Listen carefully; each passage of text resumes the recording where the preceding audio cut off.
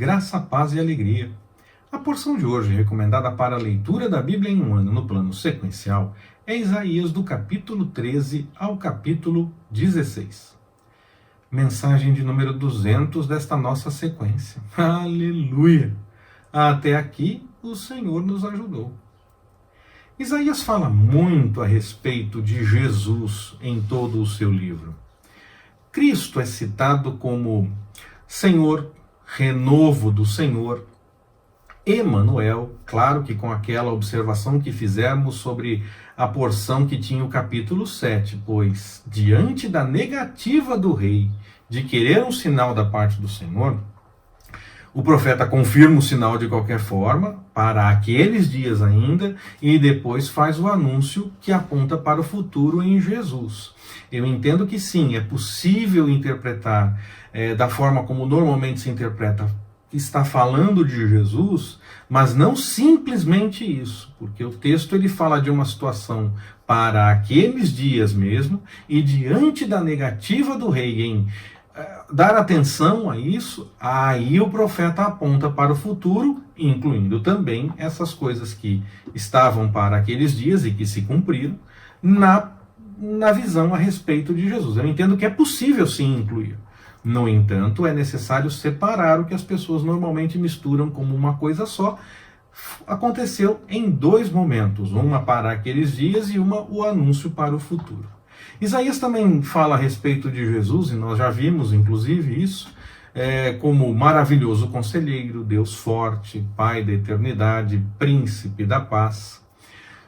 Também fala como raiz de Jessé, pedra angular, rei, pastor, servo do Senhor, eleito, cordeiro de Deus, líder e comandante, redentor e ungido. Algumas dessas coisas nós ainda vamos ver, permitindo o Senhor, na sequência da leitura do texto de Isaías. Sobre a porção de hoje especificamente, Isaías trata da questão da queda de Babilônia e sobre os medos se levantando contra ela. O povo medo, que normalmente são retratados como os medo-persas, eles se levantaram contra a Babilônia. Nós temos a confirmação dessa profecia de Isaías lá no livro de Daniel, no capítulo 5, por exemplo. E, claro, também podemos encontrar isso nos livros de história mesmo. Vemos ainda o Senhor Deus revelando para o profeta que terá compaixão de Israel. Era necessário sim punir, para cumprir o acordo com base na lei. E o Senhor levantou povos para essa punição. Mas ainda assim, esses povos que o Senhor levantou teriam punição também, pela ação em si, pelo que de fato fizeram, por conta do que fizeram na prática. O melhor exemplo que nós temos para comparar é aquela questão de Jesus dizendo que a traição seria inevitável, mas aquele que praticasse a traição teria problemas. Então é nesse sentido, tinha que acontecer a punição, mas aquele que realmente executou também teria problemas. É mais ou menos uma comparação, então, por isso que eu busquei lá do Evangelho essa comparação de Jesus dizendo que a traição seria necessária, no entanto, aquele que executou teria problemas. É mais ou menos a mesma situação aqui. Dessa forma, ao restaurar Israel, o Senhor também julga de forma enérgica e poderosa as nações que afligiram o seu povo, em alguns casos até mesmo antes da restauração de Israel. Babilônia já tem problemas mesmo antes, quando Israel ainda está no exílio, aí como um todo, tanto Judá como Israel, aí como um todo. A Babilônia é muito citada nesse texto de Isaías.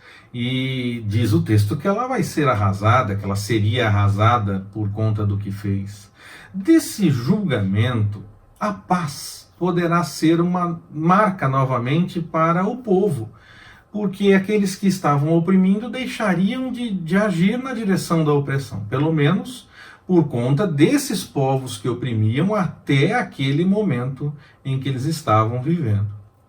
O capítulo 14 merece uma atenção especial, por conta da interpretação estabelecida como certa, que parece estar estranha, pode até estar estranha.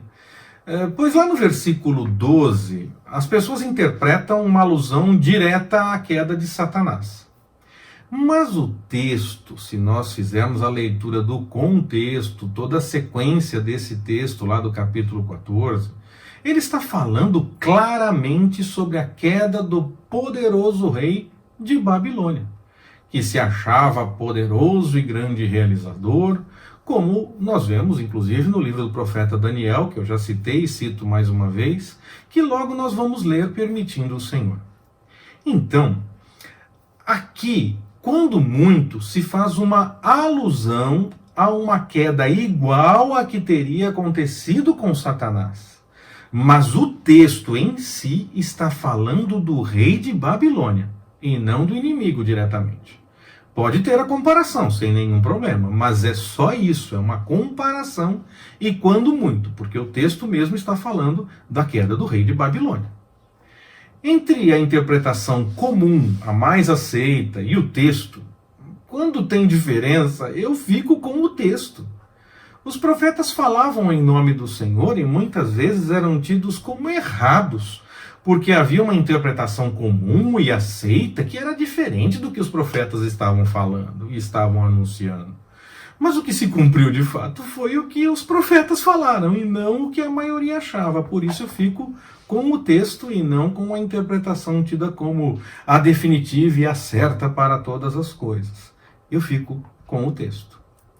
Lemos ainda em nossa porção de hoje a respeito da ruína de Moabe.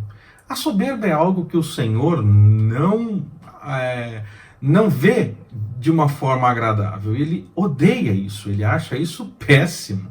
Todo aquele que se acha muita coisa e não demonstra submissão à dependência de Deus, e não só de blá blá blá, mas de fato, com ações realmente, não só dizendo, mas fazendo mesmo, com certeza esse sofrerá. O texto bíblico nos revela isso em muitas situações. Foi assim com Nabucodonosor também e com tantos e tantos outros. Nós precisamos lembrar sempre que o Senhor é soberano. Não há nada nem ninguém capaz de impedir o seu agir. Sua vontade se cumpre. Não há maquinação humana, governo, poderosos, absolutamente nada que possa impedir o agir do Senhor. Aliás, quando alguém tenta alguma coisa, ou vai fazer para cumprir a vontade do Senhor mesmo, achando que fez por conta própria, ou vai ser impedido, vai falhar mesmo. O Senhor é soberano. Que Ele nos abençoe. Forte abraço, até mais, permitindo o Senhor.